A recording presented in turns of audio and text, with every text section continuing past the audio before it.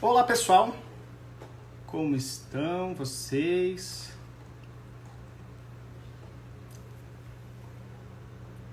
Beleza?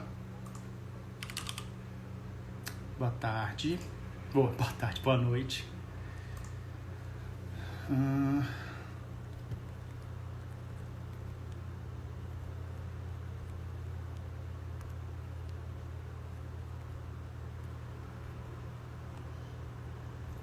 O tema é dicas e cuidados na quarentena, tá? É mais um bate-papo, vocês vão poder participar também. E deixa eu só travar aqui. Fixei o comentário. E vamos lá, tô esperando a minha convidada de hoje, que é a Gabriela Parpinelli, psicóloga, analista do comportamento. Tô esperando ela entrar. Cadê? Começou ainda não. Ela pediu um pouco de ajuda pra mim, porque ela nunca participou. E aí eu tô esperando ela entrar aqui. Boa noite, sejam todos muito bem-vindos. Opa!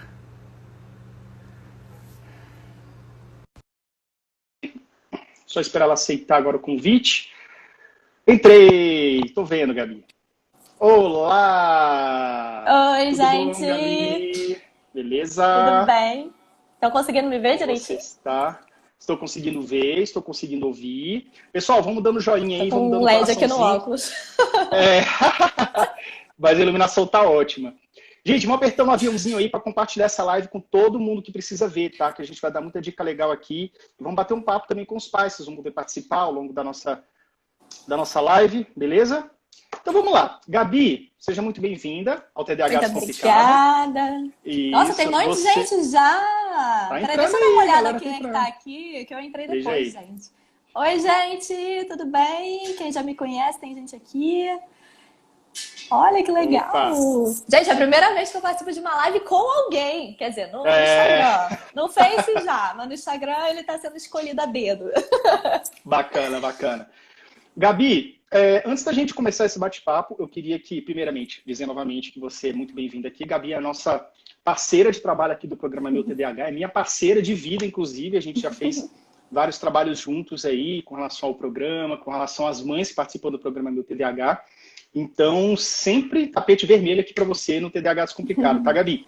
Gabi, Obrigada. eu gostaria que você se apresentasse um pouco. Eu falei que você era psicóloga, analista do comportamento, mas o resto aí é todo com você. Vamos lá.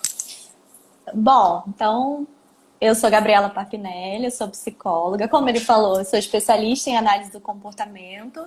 Sou especialista também em neurociências aplicadas à aprendizagem pela UFRJ. Sou supervisora de uma clínica também em Recife, apesar de eu trabalhar no Rio. Então a gente fica de ponte aérea às vezes. Tem muita gente, já tô vendo gente lá de Recife aqui. Oi, Cíntia! Oh, todo mundo E acompanhando. também estou trabalhando com o Yuri, né, nesse programa, meu TDAH. Então, eu tenho várias lives de consultoria com os pais em todo o Brasil e é muito legal, porque, assim, para a gente é muito recompensador ver o resultado dessa consultoria, né? Ver os pais cada vez mais engajados, colocando em prática as estratégias que a gente passa, dizendo pra gente que, ai, meu filho nunca conseguia fazer uma coisa, agora ele consegue. Gente, é muito, muito reforçador. Para quem ela é comportamental, entende bem isso. Então, hoje, Bacana. a nossa ideia é poder, né, ajudar um pouquinho vocês têm aí um canal aberto para fazerem perguntas pra gente. O Yuri vai ficar mais atento às perguntas, porque eu não consigo olhar a pergunta e responder ao mesmo tempo, senão eu fico doida. Eu tô fazendo. Mas já já tô em Recife, tem que sair desse isolamento social, gente. Vai sair, vai sair. Gabi, posso então começar? Gente, Vamos eu lá. queria introduzir aqui os nossos. A gente tem alguns assuntos aqui interessantes, né? Que não é só sobre questão de você conduzir, ajudar a conduzir crianças na quarentena. Eu já falo sobre assuntos mais gerais, assuntos que preocupam os pais no dia a dia, né? Porque a vida não é só Uhum. quarentena, né? A gente tem o fora da quarentena também. E um dia a gente vai sair dessa, se Deus quiser. Mas, enfim. Gabi, uma das perguntas que geralmente os pais costumam mandar aqui pra gente no inbox, né? Até as mães do programa Meu TDAH também, é a respeito de uma característica muito comum, assim, uma comorbidade comum em crianças com TDAH, que é a questão da impulsividade, até um pouco de agressividade. Às vezes vem o diagnóstico do TOD, né? Dependendo da criança, da Uhum. situação e do profissional que está acompanhando ela. E aí eu gostaria de saber de você um pouquinho sobre essas mães que estejam agora assistindo a gente, podem estar passando por isso também, questão de agressividade, impulsividade, o diagnóstico do TOD. Vamos falar um pouquinho sobre isso, que eu tenho certeza que é um tema muito importante. Então, assim, eu vou até fazer um parênteses antes disso, porque hoje em dia eu acho que a gente tem algo que a gente precisa ter muito cuidado, que é o diagnóstico. Eu já recebi muitas crianças que vieram com 3, 4 diagnósticos ao mesmo tempo, e às vezes parece que o TOD agora tem que vir junto com algum diagnóstico. Então, se a criança é TDAH, é TDAH com TOD. Se é autista, é autista com TOD. Bipolar com TOD. Então, eu acho que está tendo como é que eu posso dizer isso? Um aumento muito grande do diagnóstico do TOD em qualquer criança que tem algum tipo de comportamento agressivo. E aí a gente perde um pouco, né, da informação correta para saber como atuar. Então não é qualquer criança que tem comportamento agressivo que ela então tem um transtorno positivo desafiador, que é o TOD, para quem não sabe. Então, a gente faz uma análise muito grande do meio familiar dessa criança. Você percebe que tem uma família que ou são pais com condutas de educação muito distintas. Então, por exemplo, um pai extremamente autoritário, aquele autoritarismo até militar, e uma mãe super permissiva. Ou então os pais são muito permissivos e aí a criança toma as rédeas da situação, e quando você vai fazer essa leitura do ambiente, você percebe que acaba tendo uma inversão dos papéis da família. A criança, ela acaba designando quais são as regras da casa. E os pais, numa dificuldade de conseguir lidar com uma recusa dela, acabam cedendo a isso. E aí a criança começa, né, a fortalecer esse repertório. Então, bom, eu tive um menino há muitos anos atrás, que eu lembro Gabi, que... Oi. Só uma perguntinha. Estou perguntando aqui muitas vezes o que é TOD, T-O-D, tá? Que é transtorno de oposição desafiante, tá? Que é o nome mais comum, reconhecido Ou opositivo lá no desafiador, DSM-5, né? ou positivo desafiador também, mas que está no DSM-5, etc. Mas ambos estão corretos, tá? Gente, então, Gabi, o que você está querendo dizer agora é que, às vezes, o ambiente familiar pode favorecer esse comportamento, então, né? Exatamente. E aí, se a criança percebe que ela fazendo mãe, ela gritando, os pais acabam cedendo a regra que até então eles tinham colocado, ela começa a manipular o ambiente. Lembrando para todo mundo, para ninguém entrar em pânico, quando a gente fala em manipular o ambiente, não tem nada a ver com desvio de caráter. É manipular as variáveis. Todo mundo aqui, eu tenho certeza que quando era criança teve alguma situação que fez isso. Por exemplo, minha mãe odiava que eu fosse dormir na casa de uma amiguinha, porque ela falava que eu era muito nova, que eu não podia. Meu pai já falava, não, vai se divertir. E aí eu manipulava a situação. Eu pensava, vou pedir para minha mãe? Jamais, vou falar com meu pai, porque meu pai vai deixar. Então, isso é a manipulação que eu estou dizendo das variáveis do ambiente. Se eu sei que quando eu começo a apontar o dedo, começo a gritar, esbravejar, a minha mãe fala, tá bom. Aí ela pensa, meu Deus, para ele não entrar numa crise, porque depois eu não vou conseguir tirar ele da crise, eu vou negociar. Só que muitas vezes não é nem uma negociação, ela acaba realmente cedendo. E aí ele aprende. O que ele aprende com essa situação? É só eu esbravejar que eu consigo que as pessoas façam o que eu quero. E aí nesse caso que eu ia contar, esse menino era um menino de, acho que ele tinha uns 5, 6 anos de idade, e ele colocava as regras da casa. Ele dizia para a mãe que ela só podia comer 2 colheres de arroz, que ela só poderia beber aos sábados uma latinha de cerveja na presença do pai.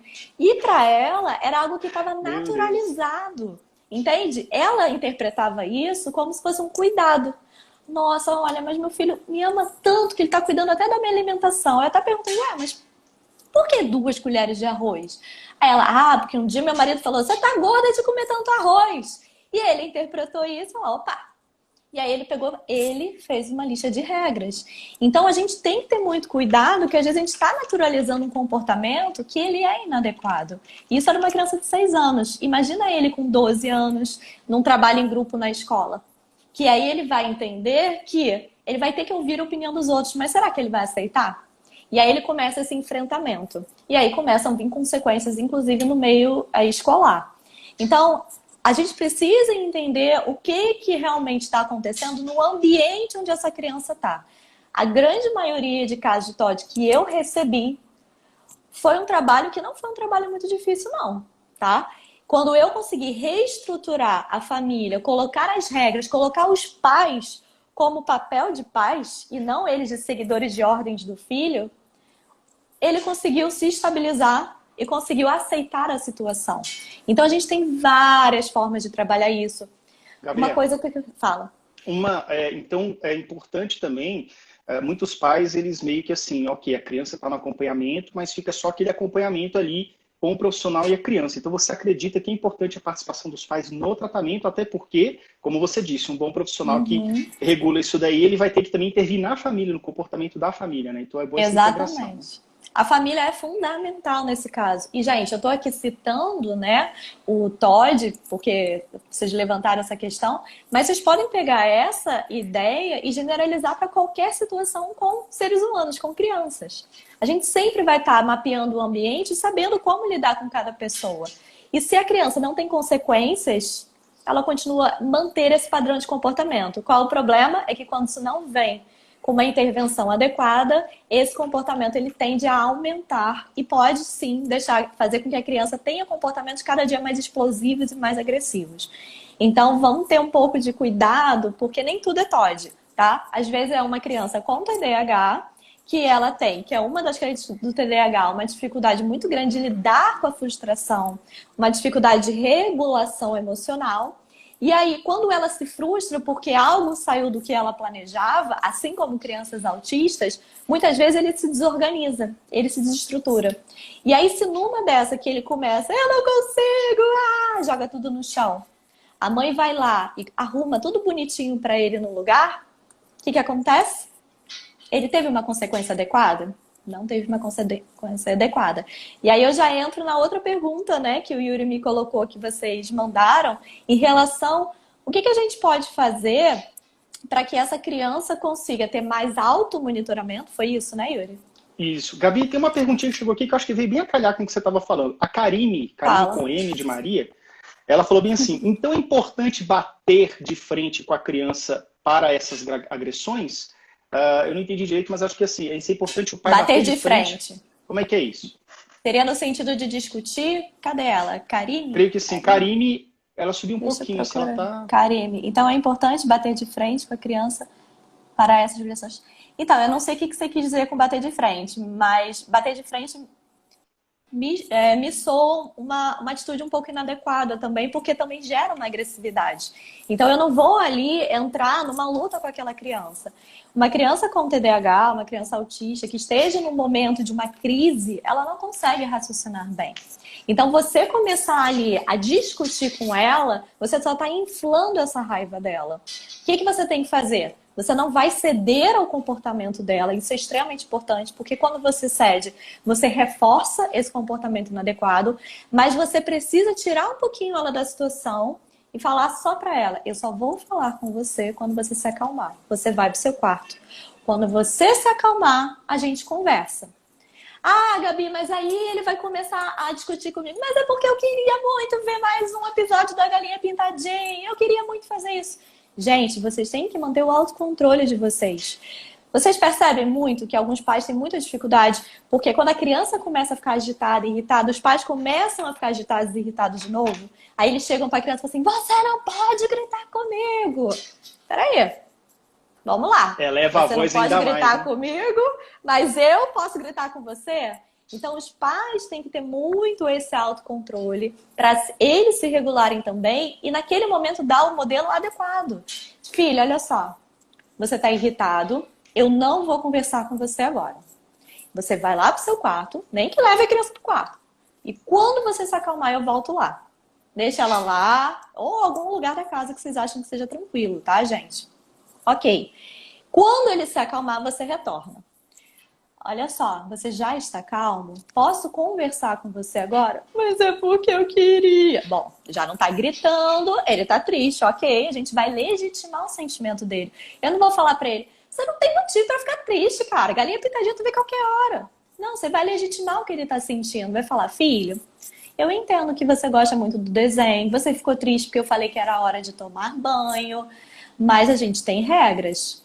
Então, a próxima vez que você quiser alguma coisa, se você falar de novo comigo, gritando, batendo, jogando as coisas no chão, você vai ter consequências. Hoje você fez isso comigo, então hoje não tem mais galinha pintadinha. A próxima vez, você pode olhar para mim. Vocês estão reparando? Só um stop. Vocês estão reparando que, primeiro, eu legitimei o sentimento do meu filho. Eu entendo, você tá triste. Eu também fico triste quando eu tô vendo uma coisa que eu gosto muito, eu tenho que parar para fazer uma outra coisa que não é tão legal. Mas, aí pontua o comportamento inadequado. Quando você quiser negociar algo comigo, você não pode falar gritando, chorando, jogando as coisas no chão.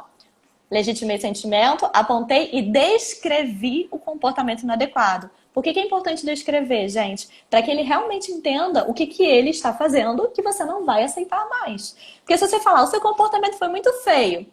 Gente, feio é qualidade, beleza. Feio não é comportamento. Então, descrevam. Eu sempre falo isso. Quem aqui já me conhece sabe que eu falo isso sempre. E isso é muito importante, porque isso, inclusive, vai ajudar lá na outra pergunta que fizeram do automonitoramento. Porque se eu sei que bater e gritar eu não posso, eu fico mais sob controle. Legitimou o sentimento, descreveu o comportamento inadequado. O que você tem que fazer? Ensino de comportamento alternativo. Essa parte é fundamental. Entenda uma coisa. O TDAH ele tem uma dificuldade de disfunção executiva. Isso dificulta muitas vezes com que ele tenha uma capacidade autônoma de resolução de problemas, não é? Então, se essa criança, na cabeça dela, é só ela gritar porque ela vai ganhar, ela não tem outra alternativa. E aí, no dia seguinte que ela estiver frustrada, ela vai voltar para aquele padrão de comportamento. Então, quando você tiver essa conversa, você tem que terminar essa conversa sempre dando uma alternativa para essa criança. Filho, então vamos fazer um combinado?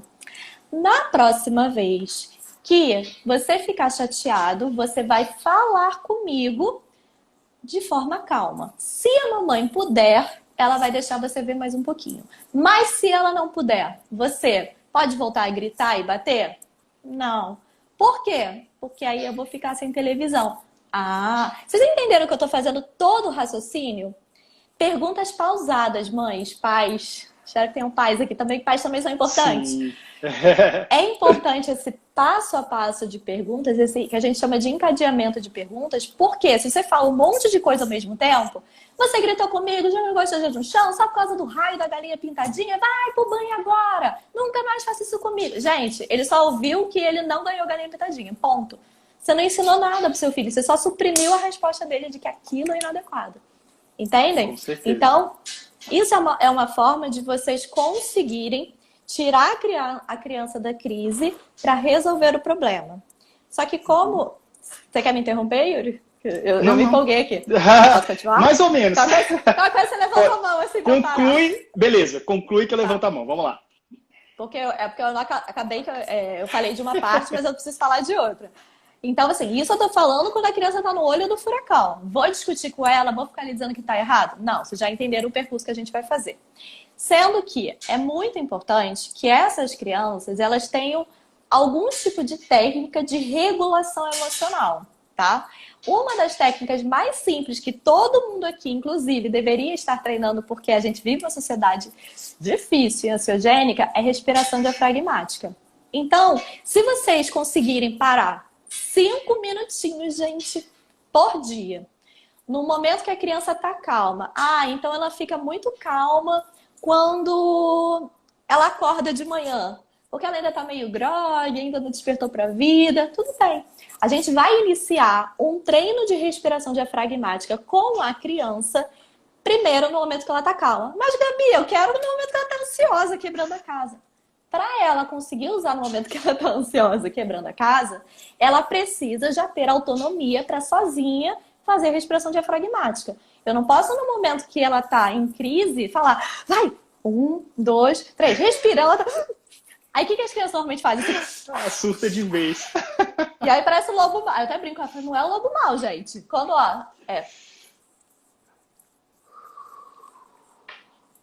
eu falo para os meus pequenininhos, eu falo assim, eu não posso ouvir o barulho do seu ventinho. Porque como eles fazem... Aí fica muito intenso, eles entendem que tá muito forte. Eu falo, tem que ser muito suave. Tem gente que faz aqui, professoras pedagógicas, né, de escola pequenininhos. Faz aquela coisa de cheira a flor e apaga a vela. Já viram isso? Tipo, finge que tá cheirando a flor Já. e sopra a vela.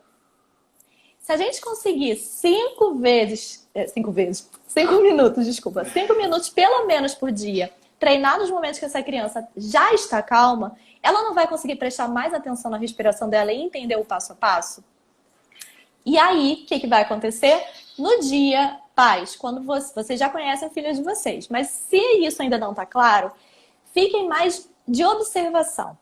Comecem a observar os primeiros sinais que o seu filho está dando de que ele está começando a ficar irritado. Eu tô falando para qualquer criança, independente de diagnóstico, tá, gente? Claro que crianças autistas, crianças com TDAH têm essa desregulação bipolar também mais rápido. Então a gente tem que agir também de uma forma mais rápida e bem no início ali do problema. Percebeu? Tem criança que começa a fechar o punho, a ranger o dente, a expressão facial começa a ficar mais enraivecida ou começa a ficar agitada. Ah, beleza. Então agora, pai, você sabe os sinais que seu filho está dando de que ele está começando a se estressar ou a se irritar. Vamos lá. Se você tiver esse dado na mão, não é muito mais fácil você apagar a chama quando ela está desse tamanho do que quando ela chega lá na bomba? É nesse momento que você vai falar assim, filho, lembrem que a gente trabalha com legitimação do sentimento, ok? Então, nesse momento você vai falar, filho, eu vi que você está apertando a mão, você está começando a ficar irritado. Por que você está irritado? Ah, porque eu queria fazer mais isso. Ok, a gente não vai conversar com isso agora, porque primeiro, eu e você, a gente precisa se acalmar. Dá um modelo para o seu filho. Assim, lembra aquela respiração que a gente faz todo dia? Vamos fazer junto com a mamãe? Respira 5 minutinhos com ele. Quando você começar a ver que ele está começando a se acalmar, o cérebro oxigena, ele começa a entender e está mais aberto também para ouvir, tá? O que você vai conversar com ele. Não estou dizendo que a criança vai sair satisfeita, gente, mas a vida é isso, a gente tem que aprender a lidar com não. Se a gente fica sempre com medo da criança ter uma crise e abanando a cabeça dizendo que sim, ela só está postergando problemas sociais graves, né? Inclusive na fase adulta. Então, se a gente pode agora trabalhar isso, veja os sinais que ele está dando. Yuri, depois você pode até passar para eles aquele. O Yuri já sabe que eu passo 1000 vezes. Aquele aplicativo do Brief, do Vila. Sim. Sesame Street. Sesame Street, Vila Sésamo. Isso, esse aplicativo. Vou indicar para vocês. Eu acho que eu devia ganhar até uma cota desse aplicativo, porque eu indico para todo mundo. Mas ele é maravilhoso. Pais, todo mundo, acho que tem Android e iPhone. Eu acho que tem nos dois. iPhone com certeza. Baixem, porque ele é super didático. E ele mostra exatamente isso. O momento que o monstrinho lá tá com raiva, como que faz a respiração. Eu faço isso com criança autista minha não verbal. De 5 anos de idade, eles conseguem imitar um monstrinho, gente. Então, é fácil de usar. Depois, quando a criança vai relaxando, ele ensina ela a pensar em formas diferentes de resolução de problema e depois ela escolhe uma forma mais adequada para colocar em prática. Então, só nesse aplicativo você já ensina autocontrole, respiração diafragmática, capacidade de resolução... O Yuri vai botar aí para vocês. Capacidade de resolução de problemas e o comportamento alternativo que eu ensinei lá no meio do furacão, lembram? E ali, de uma forma didática, você vai trabalhando isso com a criança. Então, dá muito certo. Fala. Uma perguntinha aqui, falando dessa questão comportamental aí. Chegaram 2 perguntas que eu acho que elas podem se complementar. Primeiro, a Adriana falou o seguinte: quando a criança é agressiva e vai para cima bater nos pais? Esse é o primeiro ponto. E segundo, crianças assim, né? Crianças de 14, 15 anos, ou seja, adolescentes e pré-adolescentes que tenham um comportamento agressivo também. O que você diria que os pais podem... Um comportamento agressivo também. O que você diria para os pais podem fazer diante de situações agressivas de crianças e também de pré-adolescentes ali? Isso no momento que a criança parta para bater, é isso? A criança está com raiva, como você falou, ela não se controla, ela vai para cima dos pais, entendeu? Tá, então vamos lá. Gente, cada caso é um caso. Eu não posso dar uma receita porque pode funcionar para uma criança e não funcionar para outra. Então, por isso que essa live, inclusive, é para instruir vocês para a gente conseguir antecipar o problema e evitar que a criança chegue nessa crise, certo? Gabi, você já pode até entrar no automonitoramento depois em seguida. Vamos lá. Tá. Já tá no caminho. Você me lembrou. Então, assim, vamos pensar. Isso tudo que eu tô passando para vocês, eu tô tentando treinar o olhar de vocês nos sinais para eu ver o antecedente e evitar chegar no comportamento problema, certo? Em situações, gente, se vocês começarem a fazer esse treino, vocês vão ver que vai melhorar muito. Mas ok, ninguém aqui tem obrigatoriedade de saber amanhã se é PhD na área, mas vamos estudar que a gente consegue. Então, uma criança que vá partir para a agressão, o máximo que eu posso orientar para vocês aqui é que algumas crianças a gente vai precisar fazer uma contenção física. Só que, gente, eu não quero que vocês saiam daqui e amanhã já comece a fazer contenção física sem saber o que é fazer contenção física, tá? Porque, assim, eu, por exemplo, eu fiz um curso em São Paulo só de crise de segurança agressiva com várias técnicas de contenção, no caso, né? A gente tenta evitar, mas quando acontece... Só que são, assim, técnicas que você tem que aprender. Porque muitas vezes, a forma como você segura a criança, você pode estar machucando ela. Por exemplo, a criança jogou no chão, você puxar o braço, você pode deslocar o ombro dessa criança. A gente nunca pode segurar a criança, por exemplo, em articulações. Você desgasta a articulação dessa criança e ela pode ter uma lesão séria no futuro. Então, tem formas de como levantar a criança no chão. Eu não vou conseguir demonstrar aqui, eu acho que também não seria muito correto. Mas, assim, existem formas de como você conseguir conter a criança. E a contenção, gente, não é machucar, não é apertar a criança. É conter, bloquear, para que ela não machuque ela mesma. Então, é uma segurança, né? E para que ela não machuque o outro, até que ela consiga se acalmar. E aí, nesse momento, gente, não fiquem falando com a criança. Porque senão, sem querer, vocês inclusive podem estar reforçando esse comportamento dela. Porque quanto mais você fala, para de gritar, você sabe que não pode fazer isso. Primeiro, você está inflando essa agressão dela, essa raiva dela. Segundo, para pensar que enquanto você está falando ali, ela já nem está mais entendendo o seu conteúdo, porque ela está tão tomada de raiva que ela não está compreendendo. O que ela está observando? Apenas que a mãe dela parou de mexer no iPad dela, ou parou de cozinhar, e está lá, ó, falando um monte com você. Então a gente pode interpretar, algumas crianças podem interpretar isso como uma atenção. Uma atenção negativa? É, mas ela acabou ganhando uma atenção. Então, normalmente, eu apenas falo para a criança: enquanto você não se acalmar, eu não posso falar com você. Quando você se acalmar, eu vou te soltar. Gente, soltar não é agarrar, não é prender. Então, assim, tenham muita cautela. Mas, minimamente, o que eu posso passar para vocês seria isso, tá bom? Que mais que você falou? Do auto-monitoramento. Auto-monitoramento. Então, olha, eu até separei aqui para vocês um quadrinho que eu uso lá no meu consultório, tá? Olha, Carmen, que espetáculo! Viu? Ela da minha equipe lá de Recife. Parabéns! Ela falou, inclusive, obrigada por lembrar, Carmen, que eu tô aqui empolgada falando um monte de coisa. E isso é uma coisa que eu sempre falo para elas lá, que é cortar o contato visual, tá? Porque muitas mães... Gabi, deixa eu falar um pouquinho dos adolescentes, eu acho. Para de falar e continua. Pera aí. Mas isso aí vale para todo mundo. Não é só para as crianças, não. Todo mundo. Então, assim, às vezes a mãe para de falar, né? De ficar contra-argumentando no momento que a criança está com raiva, mas ela fica ali olhando. Isso, para algumas crianças, também é reforçador. Então, a produção de palavras da mãe pode ser atenção negativa e o contato visual, nesse momento, também é uma atenção negativa. Então, corta o contato visual, para de falar. Você já deu instrução para ela, não já? Você já não falou que quando ela se acalmar, você vai falar com ela? Então, nem que você tenha que fechar o olho, virar para cá, mantenha aqui bloqueado. Aí já vai... E outra coisa que eu sempre falo para minhas supervisionandas, a criança normalmente faz assim, uá! Aí quando ela vê que você não tá olhando, ela faz uá! Olhando pra você, né? Tipo, ela não tá me olhando mesmo não, né? Aí, às vezes a criança tá, tipo, meia hora, não sei de onde vem aquele peitoral pra conseguir gritar tanto tempo. Aí chega uma hora que ela faz assim... Nesse momento é o momento que a gente tem que ser ninja, gente. A criança respirou, não é o mais próximo de um comportamento adequado? É o mais próximo. Ela não tá 100% calma, fazendo yoga. Mas ela já... pra lá. Nesse momento, você imediatamente olha pra ela, porque é o reforço. Aí você olha pra ela e fala, você se acalmou? Já vou avisar vocês, ela vai gritar de novo. Aí ela, não! Aí você, então tá, então quando você acabar, eu olho de novo.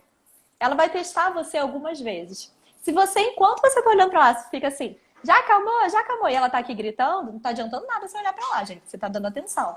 Então, autocontrole, zen budismo, tô brincando. Mas mantenha a calma pra vocês conseguirem dar conta disso até o final. Em relação a automonitoramento, eu vou mostrar para vocês uma coisa que eu uso no consultório, é só uma opção, né? Que normalmente eu faço um quadro de regras para meus pacientes, vocês vão conseguir ver. Isso aqui é de um grupo meu, tá? Mas só para vocês entenderem mais ou menos o quadro de regra. Não dá para ver não, né, gente? Dá para Tá um ver? pouquinho brilhando. Afasta um Mas dá para pouquinho. entender. Deu para entender Tá. mais ou menos. Vai Mas só pra lendo o vocês que está entenderem. escrito aí que as Não, pessoas vão sim, mas entender, só para né? vocês verem como é. Então, eu fiz Como no Excel funciona. isso aqui. Botei algumas regras aqui, e aqui tem o nome das minhas crianças, no caso, vocês vão botar só do filho de vocês, e eu vou marcando aqui as carinhas do que elas conseguiram ou não conseguiram. Então, o que eu faço? Eu penso assim, ok, isso aí no caso da minha sessão, vamos pensar na casa de vocês. Quais são os comportamentos que todo santo dia se repetem? Vocês já sabem, pais. Tenho certeza que se eu perguntar para um aqui, vai me listar uns 5 no mínimo. Ah, faz birra quando tem que tomar banho. Ah, diz que tá com muito sono para estudar. O sono sempre aparece nessa hora. Ok.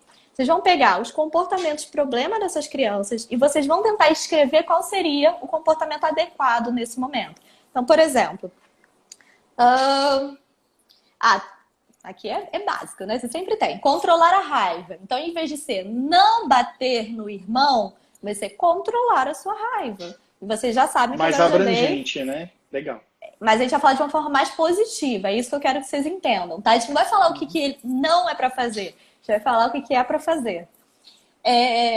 Controlar a agitação, falar de forma assertiva, porque isso aqui é de adolescente, tá? Algumas crianças pequenas já entendem assertivo, mas se não entenderem, pode falar de forma educada, ou falar mais baixo. E esperar a vez de falar, ou esperar a vez de jogar, porque tem uns, né, que a impulsividade na hora do jogo bate.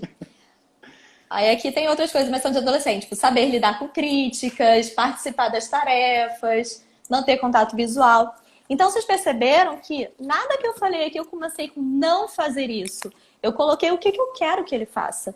Então, a gente vai tentar trabalhar isso de uma forma mais positiva, certo? Para ele já saber o que é esperado dele. Ok. Eu vou falar como eu faço, vocês adaptem da maneira que vocês acharem melhor. O que eu faço no consultório com meus pacientes? Antes de começar, eu leio as regras para eles no quadrinho, eles já até sabem. Aí eu falo assim,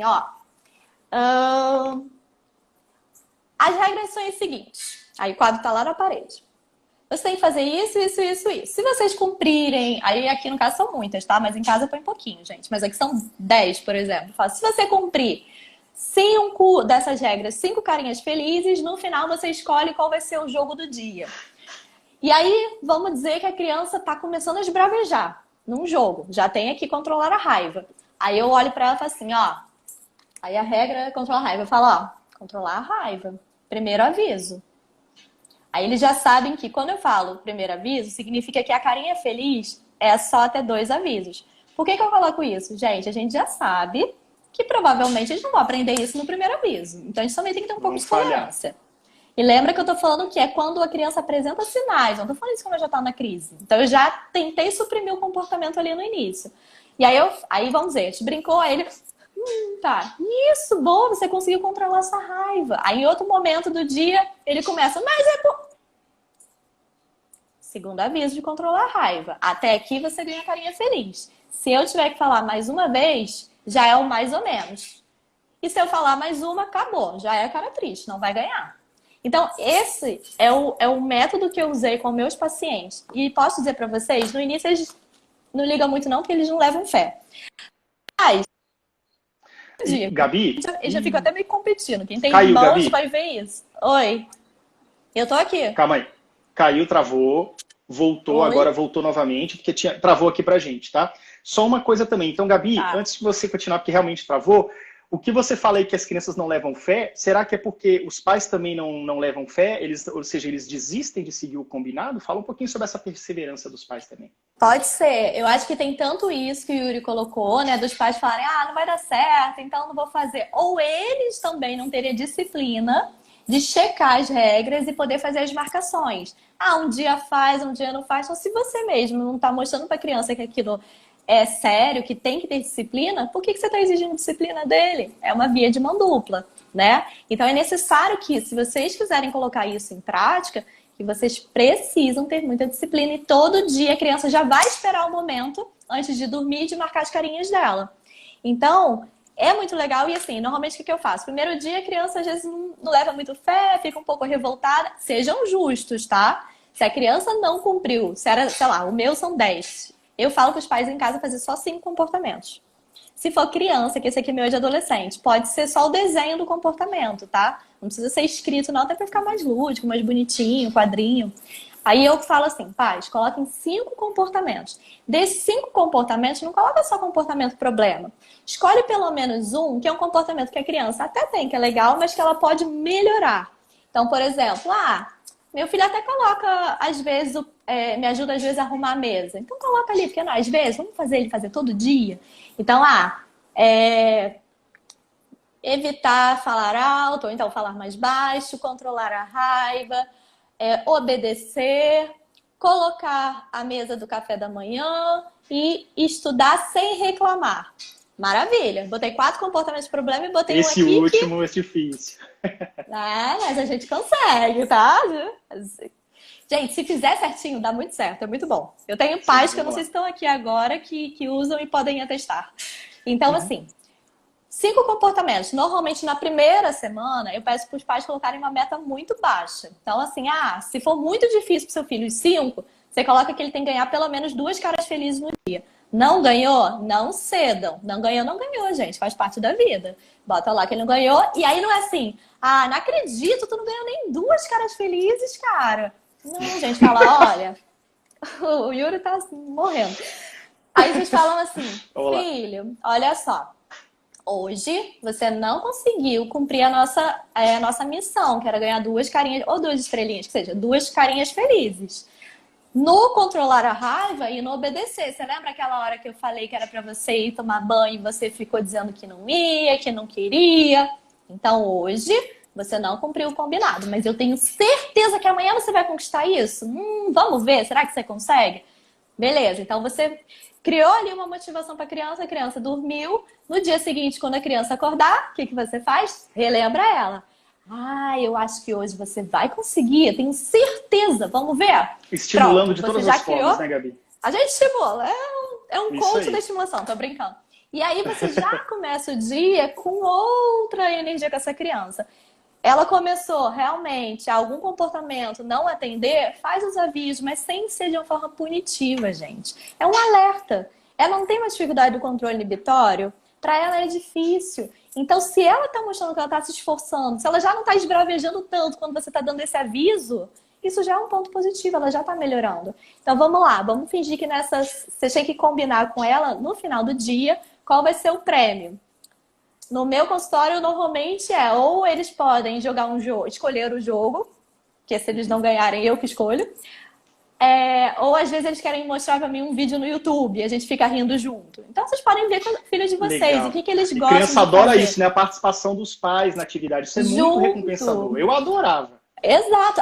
Então hoje você escolhe o filme que você quiser e eu vou fazer uma super pipoca ou brigadeiro. Então vocês vão pensando isso. Ok, primeira semana a criança conseguiu esses 2 comportamentos de 5. Semana seguinte a gente aumenta a meta. Então vai para 3 comportamentos. Ok? Vai ter um momento que vocês vão reparar que tem comportamento ali que tá até fácil demais. Você fala assim, gente, eu sempre falo para os meus pacientes, caraca, você sempre levava bomba nesse aqui. Você agora só ganha cara feliz, menino. Que isso? Tá fácil demais pra você. Vamos mudar. Aí eu pego aquele comportamento e coloco um comportamento novo. Agora, voltando, e a pontuação que o Yuri falou, exige muita disciplina dos pais, em primeiro lugar, para colocar em prática e terem consistência no que estão fazendo. Não esqueçam rapidinho, se ele fez corretamente, ele tem que ser recompensado no dia, tá? O que a gente fala de recompensa imediata, que é muito importante para o TDAH, no final do dia, não é no final de semana. Até porque, gente, a gente em casa o tempo está demorando muito mais a passar. Então, o que seria no final de semana, parece que é final do ano. Então, tenham também, né, um pouco desse filtro. Diga, Yuri. E se a criança não atingiu a meta, começar a chorar, fazer manha e o pai ceder? Aí, dá meu telefone. Ou então dá a live para ele assistir desde o início. Porque eu já falei muito sobre isso, ele já vai saber o que ele vai ter que fazer. Mas os pais aqui que estão juntos com a gente no início não farão isso, né, pais? Com certeza. Isso aí, Gabi. Bom, nós temos algumas perguntas que vêm chegando aqui, né? Muita gente falando que ele realmente dá muito certo, né? Falando que já tentaram isso em casa e tudo. Deixa eu ver aqui. Com relação à disciplina, né? Os pais manterem a disciplina em perseverar nessa questão do comportamento, né, da criança, dos combinados, né? Porque não adianta nada o pai falar só, o combinado é esse. Chegar lá, o filho faz uma mãe, ele consegue burlar o combinado, aí o filho aprende o quê? Isso aqui não vale pra nada, né? O que vocês estão fazendo não tá valendo pra nada. Não, na verdade, ele aprende um repertório de como burlar as coisas. E aprende. Isso. Todo comportamento é aprendido, né? Seja ele adequado ou inadequado. Isso. Tem algumas pessoas aqui falando. A Alineide Oliveira. Ela falou bem assim, acho que você já até comentou, mas vamos lá. Isso eu já faço com relação a esse combinado. Não, na verdade voltando um pouquinho a fita, né? Quando eu faço quando ele tá em crise, eu faço a questão que ele fala assim. Quando ele percebe que você não está dando atenção, ele para, né? Aquela questão de você não ficar reforçando a atenção com comportamento negativo. Porque muitas crianças usam comportamento, né, negativo, né, inadequado, digamos assim. Sim. Mas para tentar puxar a atenção dos pais, né? Fala um pouquinho sobre isso, puxar a atenção dos pais com relação a comportamento inadequado. Isso tem a ver com aquele exemplo que eu dei da gente conseguir ignorar alguns comportamentos, claro, né? Mantendo a criança em segurança. Então, se é uma criança que bate com a cabeça na parede, eu não vou falar, vou lá pro canto da sala, ele vai bater a cabeça, ver que eu não tô olhando, vai uma hora, vai sangrar, ele vai aparecer. Não, gente, não é isso. A gente tem que ter muita parcimônia e entender que ele precisa estar em segurança, certo? Gabi, o que eu faço? Nem que você pegue uma almofada e coloque ali na parede, porque ele não vai se machucar. A questão é, você não vai poder ficar falando isso com ele, porque você está dando atenção e nem olhando para ele. Você tem que cortar esse contato visual e a fala, porque se isso for reforçador para ele, ele vai diminuir a frequência daquele comportamento inadequado para ele ganhar de novo a sua atenção. Agora, se ele mantém a cabeçada na parede e você continua dizendo, para filho, não faz isso, você vai se machucar, não. A frequência desse comportamento aumenta porque ele está ganhando a atenção que ele já desejava. E, gente, mais uma vez, eu tô falando aqui de uma forma bem generalista, né? Nem todo comportamento, a função é a atenção. Às vezes a criança tá com desconforto sensorial e ela não sabe expressar isso para alguém de alguma forma, e às vezes ela se morder, bater a cabeça na parede, ou ela começar a pular. Isso pode fazer que ela se regule. Então, a gente tem que entender a função do comportamento para a gente saber a estratégia adequada a cada caso. Então, por exemplo, isso que eu dei agora do quadro de regras, que eu chamo, né, que serve muito para monitoramento, e é muito legal porque eles começam a falar, viu, hoje eu consegui fazer isso. E falando desse quadro, teve uma mãe que falou aqui, acho que é hora de perguntar. Ela falou assim, de manhã mostramos as regras e no final do dia checamos o quadro, ou seja, ela fala que de manhã você mostra, e no final do dia você faz a checagem, ou você tem alguma intervenção ao longo do dia? Como é que é a melhor maneira de lidar com essa questão do quadro? Não, eu faço exatamente isso. De manhã eu mostro o quadro para ele iniciar o dia relembrando, né, que existem as regras. Durante o dia você faz esse apontamento quando a criança estiver começando a quebrar alguma das regras, que é aquilo de dar um aviso, dar o segundo, para ela entender. E aí, no final do dia, antes da criança se preparar para dormir, ela vai checar e vai marcar o quadro junto com ele. Só é ter cuidado com aquilo que eu falei, né? De não querer passar a mão na cabeça da criança e falar, ai, tadinho, só faltou um para ele ganhar hoje o jogo. Tudo bem, mas esse um que faltou vira motivação amanhã para ele ter mais esforço para chegar lá. Se você passa a mão na cabeça dele, as crianças não são bobas, elas entendem. E aí que ela aprende, né, como manipular essas variáveis do ambiente. E, Gabi, com relação a adolescentes, tá? Muitos pais de adolescentes aqui com a gente também. Como que seria essa questão da negociação? Existe alguma especificidade? O que a gente muda? A gente sabe que comportamentos são aprendidos em qualquer idade, né, na infância e na adolescência, mas qual seria a nuance ali para você conseguir conduzir melhor na questão da adolescência? Eu acho que depende muito de cada caso. Eu não consigo dar uma resposta generalista, assim. Porque vai depender porque tem coisas na vida que são negociáveis, tem coisas que não são. Então, por exemplo, é negociável seu filho... sei lá, não tomar banho todos os dias, não é uma questão de saúde, ele tem que. Mas é negociável, em vez de ele tomar as 7. Exatamente. É negociável, em vez de ele tomar as 7, ele tomar as 7:30, já que o jantar é só às 8, talvez seja negociável. A questão é, você só vai negociar se ele te solicitar isso de forma adequada. Enquanto ele estiver agindo de forma inadequada, essa negociação não pode existir. Então você vai pontuar isso. Olha, eu até poderia pensar e negociar junto com você. Mas da forma agressiva que você está falando comigo, eu não vou poder negociar. Então eu vou esperar você se acalmar e talvez amanhã a gente possa rever essa regra. E aí, só lembrando uma coisa, Yuri, que a gente acabou nem falando sobre isso. E eu não faço nem ideia do tempo, né?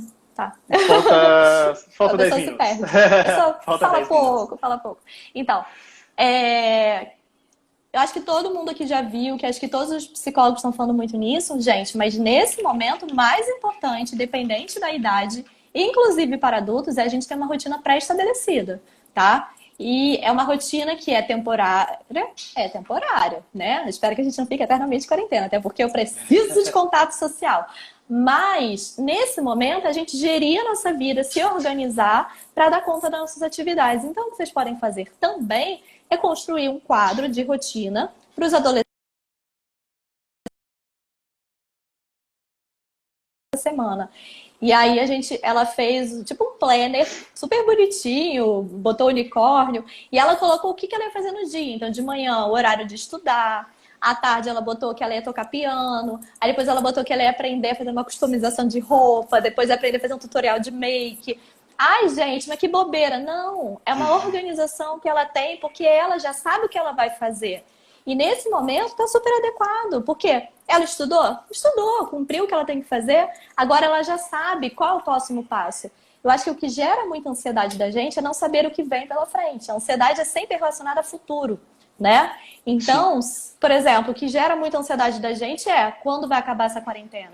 Quando que eu vou poder trabalhar e receber o meu salário integral de volta? Quando que eu vou poder ter calma na minha vida? E tudo isso gera uma ansiedade muito grande. Se a gente consegue diminuir um pouco essa ansiedade com uma organização maior de rotina, os pais já podem começar a ver os momentos que tem que negociar com o filho e os momentos que não dá para negociar. Então, isso tem que ser claro também. Quando vocês negociarem qualquer coisa, sempre falem isso, tá? Fala, filho, olha só, eu vou negociar esse horário porque é possível, mas eu quero que você entenda que nem sempre quando você me pedir eu vou poder negociar. Até porque quando vocês pais fazem isso, vocês estão trabalhando o quê? A tolerância à frustração. Ah, por quê? Então vamos negociar todos os dias? Desculpa, gente, mas não. Porque quando ele chega lá na escola, o professor ele vai falar pro professor, mas eu tô morrendo de fome, eu quero ir mais cedo pro recreio. No meio da aula de história, o professor vai poder deixar? Não, então não é uma regra negociável. Então, se vocês conseguirem, por mais que vocês digam assim, ai, Gabi, mas dá para negociar tudo, eles não estão em aula. Não faz isso, porque ele vai se acostumar a sempre ter um repertório de contra-argumentação, porque no final ele ganha. Não, às vezes ele não vai poder ganhar. Então, isso é importante para vocês já estabelecerem e na nossa readaptação à vida, ser um repertório mais fácil deles lidarem. E, Gabi, uma observação que eu gostaria de fazer também, que muitas mães dentro do programa Meu TDAH, qual você faz parte, que você está lá com a gente fazendo as lives, está sempre ali com a gente. Para quem não sabe, a Gabriela Parpinelli é responsável técnica do programa, tá? Uma coisa que eu costumo falar que costuma dar mais efeito para adolescentes é a questão de negociar liberdades, tá? Você tem um adolescente que adora ficar no computador, às vezes de noite, e a gente fala mal que não pode, né? A questão das telas, a criança tem que dormir, o adolescente tem que dormir e tudo. Mas o que a gente faz? Em vez de você aplicar um castigo, digamos assim, para um comportamento inadequado recorrente, às vezes você negociar a liberdade. Por exemplo, ele tem, sei lá, 2 horas para brincar no computador por dia. E se ele cumprir uma determinada meta, um determinado painel de comportamentos ali, como você usou o exemplo, ele pode negociar essa liberdade. Ou você tem mais horas ou menos horas, dependendo do comportamento dele, da desenvoltura dele, da aceitação dessa regra, né? E assim, eu acho que tem várias formas de a gente trabalhar. Ô, Carmen, não sou Xuxa, não. Manda um beijo para a Clínica Desenvolver. Um beijo para todos vocês de Desenvolver. Natália Spinelli, Carmen, Cíntia. Ai, essa equipe é mara. Aí, ó, perdi. Agora me lembra, Carmen. O que eu tava falando, Yuri? Ah, tá. Tem uma mãe de um paciente meu que hoje... Não sei nem se ela tá assistindo. Se tiver, eu sempre elogio. Não, você tá pedindo pra eu te lembrar, pra eu lembrar você, né? Tá errado isso aí, mas tá. Vamos lá. Mas aí, ela me mandou hoje uma atividade que ela fez, muito legal. Que ela fez o seguinte. Ela colocou toda a rotina dele num quadrinho, tudo bonitinho. E aí, ele é pequeno, né? Tem, acho que... Eu sou péssima de idade, mas acho que tem 8, 9 anos. E aí ele queria muito ganhar um dinheirinho. Ela falou, você pode ganhar R$1 por dia.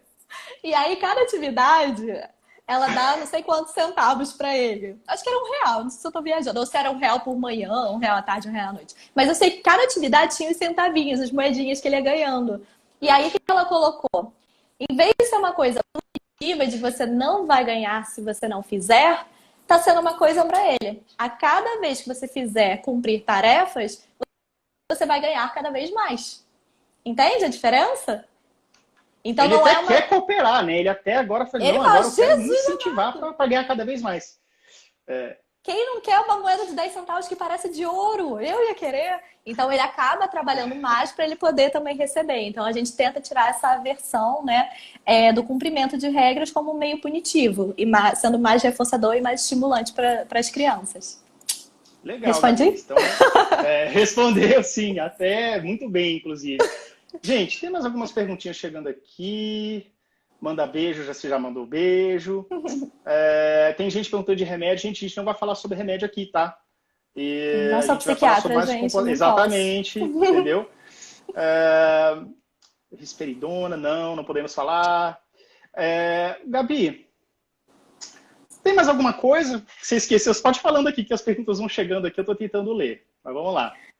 Eu acho que o mais importante é isso, né? Se a gente conseguir, eu acho que observar primeiro a situação onde o problema acontece. Então, se vocês conseguirem entender quais são as situações que normalmente são gatilho para esse comportamento problema do meu filho, vocês já vão conseguir analisar elas para evitar os problemas. E, ok, se acontecerem, vão acontecer situações que vocês não conseguirem evitar, seguem aquele passo a passo que eu dei para vocês, de como vocês legitimarem o sentimento, tirarem a criança, ensinar uma técnica de regulação, de respiração diafragmática, e só após ela se acalmar, vocês conversarem sobre o ocorrido e nunca esquecerem de ensinar o comportamento alternativo, que é o mais importante. Porque apenas a gente ficar ali suprimindo, punindo aquele comportamento, sem ensinar a forma que vocês esperam, não faz com que esse comportamento se modifique, tá? Então, acho que isso é muito importante. Fala. E também questão de ajudar um pouco a memória operacional, né? A memória de trabalho, né? A memorização, de modo geral, de crianças com TDAH. Falando mais de criança que tem, mas adolescente também. Então, assim, se você coloca regras, deixa essas regras visíveis, né? Deixa ali, por exemplo, apagar a luz quando sair do banheiro, dar descarga. Então, você deixa ali no lugar onde perto do espelho, onde ela vai se olhar com certeza, perto da saída da porta, onde não tem ela como ela não olhar as regrinhas. E aí você pode fazer esse quadro de pontuação de comportamento e de repetição de bons comportamentos. E evitar os maus comportamentos. Eu vi uma mãe aqui que ela perguntou uma coisa que eu gosto muito de colocar sempre. Qual é o nome dela? Peraí. Flávia. Se é recomendado deixar o videogame todos os dias. Gente, eu acho que assim, tudo na vida é parcimônia, a gente tem que ter equilíbrio. O que eu posso falar em relação a eletrônicos em geral, não só videogame, celular, tablet, computador... Telas, né? Tudo, telas. Primeiro a gente tem que entender uma coisa. O excesso dessa tela que a gente tem, é tela azul que fala, né? Yuri é bom nisso. É tela azul? É de celular? Isso, do celular, exatamente. tablet, o raio mais azulado e é bom no período da noite a gente evitar essas luzes. Tem até ele deixa mais quente. As cores mais quentes, elas melhoram essa questão de você poder ter um sono mais revigorante. Exatamente. Melhorar a questão aquele hormônio lá do sono, gente. Melatonina. Melatonina. Tava buscando aqui no HD. Vamos lá. Porque na minha live lá da minha página, eu falei muito sobre isso. De que assim, coloquem na rotina que vocês já construírem pro filho de vocês o horário específico do videogame, tá? Então, de manhã vai ser sensacional o videogame? Gente, não. Por quê? Porque o videogame, ele ativa muito o cérebro, que são muitos estímulos. Estímulo sonoro, visual. É ativado o sistema de recompensa imediato o tempo todo. Que você atira, ganha um ponto. Você pega uma moedinha e fica mais rico. Isso faz com que o cérebro dele fique super excitado. Então, sempre o videogame tem que ser após uma tarefa que exige muita concentração dele, que o custo de resposta seja muito alto, como estudar, fazer uma atividade. Então, videogame... Gabi. Ih, caiu. Gente, Gabriela Parfinelli caiu, tá? Deixa eu ver se ela entra aqui rapidinho pra gente puxar ela aqui. A gente vai ter mais 5 minutinhos. Gente, eu não sei se ela vai conseguir voltar. Chegou. Puxando aqui. Oi, desculpa. Deu, Gabi. Temos mais 4 minutos. Vamos lá. Ai, corre. É porque apareceu aqui concluído. Eu apertei, concluído. Não, concluído não. Tá. Então, assim, importante o videogame sempre após as atividades que exigem maior concentração, tá? Maior desgaste mental. E não deixem as crianças usarem Principalmente essas telas, tablet, celular, e videogame também, porque isso precisa, antes de dormir. Eu sempre peço para os pais dos meus pacientes, se for necessário, eu quero deixar ele dormir um pouquinho mais tarde. Tudo bem, vamos dizer que a criança durma 10 da noite. No máximo, estourando, 8 da noite, ela tem que desligar todos os eletrônicos. Gabi, então ela vai olhar para o teto. Não. Nesse momento, ela pode fazer outra coisa, inclusive momento de família, de assistir um filme juntos, ela pode ler um livro, coisas que não vão hiperexcitar o cérebro dela, porque isso diminui a produção de melatonina, essa criança acaba tendo mais dificuldade de adormecer, o sono dela acaba não sendo de qualidade, e o problema vem quando? De manhã, quando ela tem que estudar. Porque ela acorda cansada, o nível de concentração e de atenção dela diminui. Então, o mais importante para mim são esses 2 pontos em relação ao videogame. Se vocês conseguirem ter esse controle, Gabriela, não vejo problema a criança jogar um pouquinho todo dia. Mas que sejam respeitadas essas recomendações. Fala. Sim, inclusive é importante frisar essa questão do tempo, né? Porque o cérebro, ele tá super excitado, ele tá jogando no tablet, no videogame, no celular. Na hora que ele para, o seu cérebro, agora eu vou dormir. Aí liga a chave de dormir. Não é assim, não. Você tá em hiperatividade, vai baixando depois de 1h30, 2 que você consegue estabilizar para conseguir pegar no sono. Agora, imagina uma criança que já tem um TDAH que atrapalha ela naturalmente, né, nas suas atividades, com o sono uma noite mal dormida. Pensa, então, estimular a produção de melatonina, respeitar o sono da criança, são atividades importantes para que ela consiga ter um dia muito mais proveitoso no final. Então, Gabi, infelizmente, acabou o nosso tempo, tá? Você sempre convidada aqui no TDAH Descomplicado, a gente vai voltar mais vezes, com certeza. E, gente, vocês aí, mães e pais de crianças com TDAH, adolescentes com TDAH, não deixem de fazer parte do programa Meu TDAH. Gabriela Parpinelli é a responsável técnica, minha parceira nesse programa. E ela tá lá com a gente também sempre, tá bom? Fazendo live. Gente, agora eu também tenho Instagram, agora tá chique. Isso, a Gabriela também, ela demorou. Ela tava no Orkut, gente. Brincadeira. Mas assim, Gabi, eu vou postar uma foto depois da gente com o seu arroba, para as mães clicarem lá e poderem seguir você também, tá bom? Tá bom. Gente, vamos cair a qualquer momento. Beijo para todo mundo. Valeu, beijão. Até a próxima. Até breve. Tchau, tchau. Tchau.